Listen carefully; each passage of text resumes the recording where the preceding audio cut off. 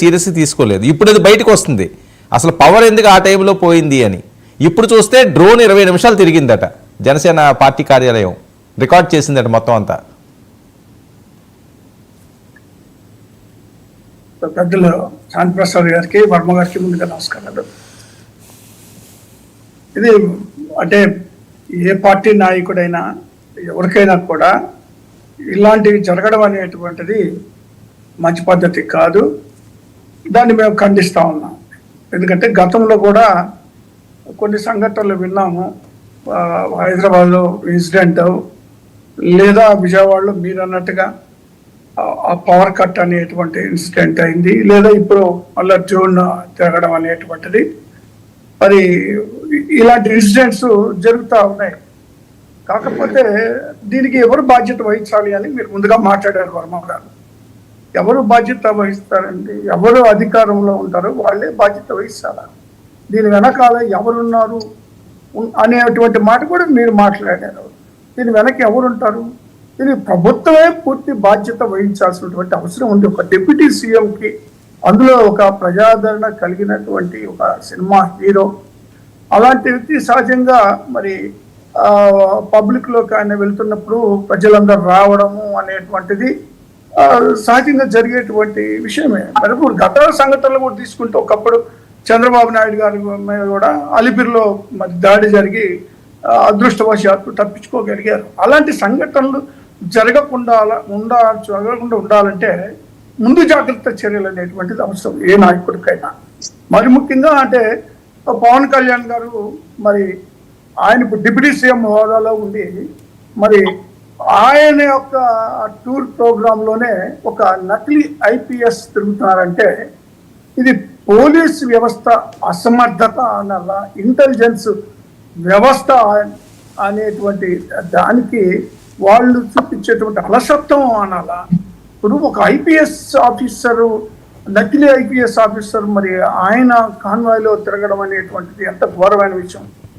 మీరు అన్నట్టుగా వర్మ గారు, సంఘటనలు జరిగి అయిపోయిన తర్వాత మనం చేయగలిగింది ఏమి ఉండదు. జరగక ముందే ఏ విషయమైనా ఏ నాయకుడి పైన కూడా భద్రత కల్పించాల్సినటువంటి బాధ్యత అధికారంలో ఉన్నటువంటి పార్టీ పైన ఉంటుంది. ఏంటి ఇక్కడ ఒక చిన్న జోక్ ఏంటంటే, ఎవరైతే ప్రజల మాన ప్రాణాలను కాపాడాలో, ఎవరు సామాన్యులకు రక్షణ కల్పించాలో, మరి అలాంటి వ్యక్తులకే రక్షణ లేని పరిస్థితులు ఈరోజు ఆంధ్రప్రదేశ్ ప్రభుత్వ ఈ యొక్క పోలీస్ వ్యవస్థ, ఇంటెలిజెన్స్ వ్యవస్థ ఉందంటే ఇంతకన్నా దౌర్భాగ్యమైనటువంటి విషయం ఏముంటుంది చెప్పండి. ఎందుకంటే ఇప్పుడు గతంలో ఎలాంటి సంఘటనలు జరగకపోతే అనుకోవచ్చు, వరుస సంఘటనలు జరుగుతున్నాయి, అది ఆందోళనకరమే. అందుకే అనేక సందర్భాల్లో పవన్ కళ్యాణ్ గారు కూడా ప్రాణాలకి తెగించి రాజకీయాల్లోకి రావాల్సి వస్తుంది అనేటువంటి మాట కూడా వారు మాట్లాడినట్టుగా నేను విన్నాను అనేక సందర్భాల్లో. అవును. సో అది మరి ఆయన ఏ దృష్టితో అన్నాడు, మరి ఆయన కూడా మరి ఊహించే ఉంటారు రాజకీయాలు అనేటువంటిది. మరి కొంత గందరగోళానికి అవకాశాలు ఉంటాయి, గొడవలకు అవకాశాలు ఉంటాయి, లేదా ఇలాంటి అటాక్స్కి అవకాశం ఉంటుందని ఊహించుకుంటారు. అయితే ఆయన ఊహకు కూడా అందనటువంటి పరిస్థితులు ఈరోజు ఆ డ్రోన్ కూడా మరి అక్కడ తిరుగుతున్నట్టే. అది డీజీపీ ఆఫీస్ పక్కన పవన్ కళ్యాణ్ గారి ఆఫీసు ఉన్నది, కడుతుంది క్యాంప్ ఆఫీస్, అది ఒక డీజీపీ ఆఫీస్ పక్కన. ఇంతకన్నా అవమానం ఏముంటుందండి? ఒక పోలీసు మరి హెడ్ క్వార్టర్స్ పక్కనే డ్రోన్ తిరగడం. డ్రోన్స్ అనేటువంటిది అసలు వితౌట్ పర్మిషన్, వర్మ గారు కూడా ఇప్పుడు చెప్పారు, వితౌట్ పర్మిషన్ అసలు అవి తిరగడానికి లేదు. ఏ ఒక్కరు కూడా వినియోగించుకునేటువంటి అవకాశమే లేదు.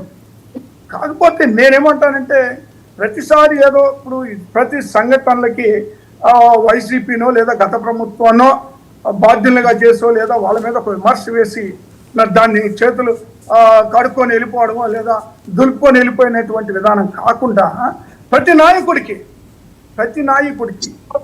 రక్షణ కల్పించాల్సినటువంటి అవసరం ఉంది. మీరు అన్నట్టుగా కూడా జగన్మోహన్ రెడ్డి గారి మీద కూడా గతంలో చూడండి, మరి ఒకసారి కత్తి ఘాటు జరిగింది పొట్ల, మరొకసారి రాయితోటి త్రుట్టులో తప్పింది, అది కన్ను పోయేటువంటి పరిస్థితి. అలాంటి అటాక్స్ అనేటువంటిది నాయకుల మీద జరుగుతూ ఉండడం అనేటువంటిది ఆందోళన కలిగించేటువంటి అంశము. కాబట్టి దీన్ని అంతా ఈజీగా తీసుకొని ఏదో ఇప్పుడు నేనేమో గమనిస్తున్నానంటే ఈ వ్యవస్థల్లో ఏదైనా విషయం జరిగినప్పుడు 4 రోజులు హడావుడి ఉంటుంది. ఆ 4 రోజులు వీళ్ళు చేసేటువంటి హడావుడి అంతెంత కాదు మామూలుగా. అది నేను ఏదో ఇప్పుడు కూటమి అధికారం అని కాదు, ఏ పార్టీ అధికారంలో ఉన్నా ఈ గత 40 ఏళ్ళ నుంచి నేను రాజకీయాలు చూస్తూ ఉన్నా.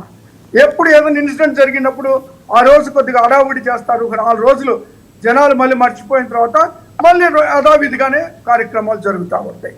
కాబట్టి అలా కాకుండా ఒక పటిష్టమైనటువంటి భద్రత అనేటువంటిది మరి అందరు నాయకులకి, జగన్మోహన్ రెడ్డి గారు మరి ప్రజల మధ్యలోకి వెళ్ళేటువంటి సందర్భం